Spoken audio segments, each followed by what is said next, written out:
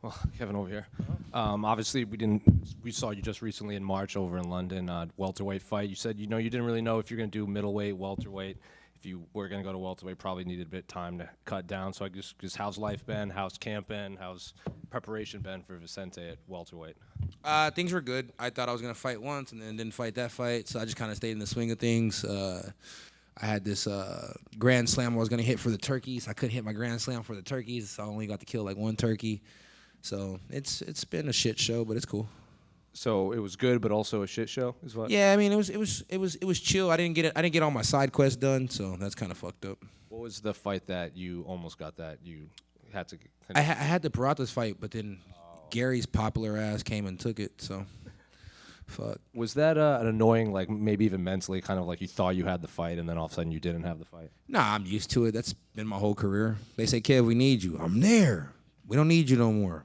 See you next week. So just used to it. Well, they came to you with Vicente, and I feel like when they announced this, I think fans were surprised that you'd never been matched up before, and I just were kind of excited that the fight's finally happening now. So what do you make of Vicente as an opponent? Yeah, I wanted Vicente Luque the last time I came down to 70. I was trying to go for a little run, so it was always a name that I liked. So when he finally called my name, I was like, shit, about fucking time. So here we are. Well, it seems like, two well-rounded fighters that have finishes both on the feet and on the ground. So I guess what type of fight are you expecting from Vicente? Hopefully he can tap into his old self, and it's like and show up. It's like he usually takes punishment very well and then delivers punishment right back. So I'm a little longer than some of the guys he's faced before. I know that he's fought some tall guys, but he never fought a long guy like me.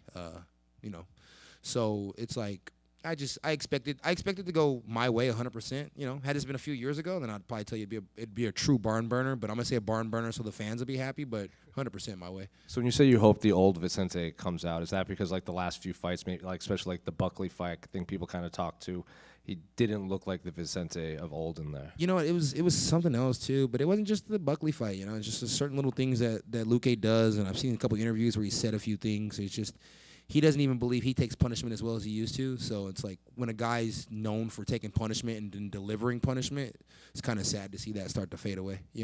So, like you said, like 3 years ago or 3-4 years ago, probably a barn burner. So, do you envision that this fight kind of ends inside the three rounds? Yeah, I don't think he has the durability that Nelson had. Once I caught him, he was able to shake back, and that's just from having some time sitting down and letting that chin rest and stuff like that.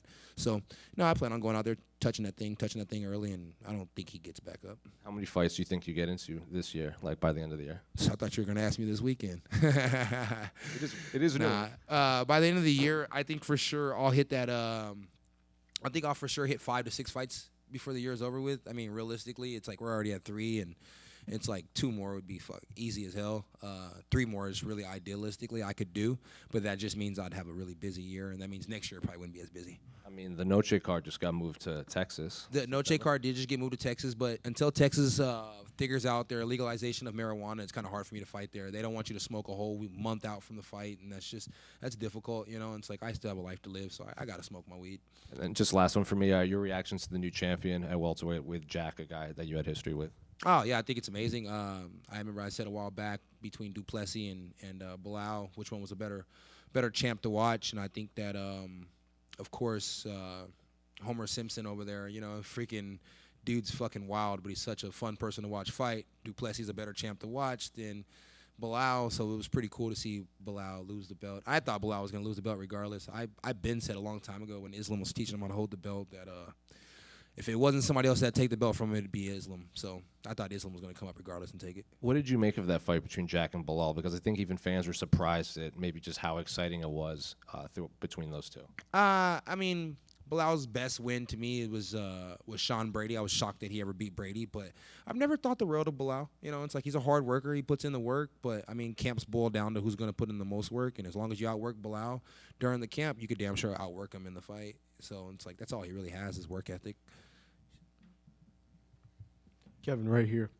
So I haven't seen you do any interviews in the lead up to this fight. Was that an intentional thing? And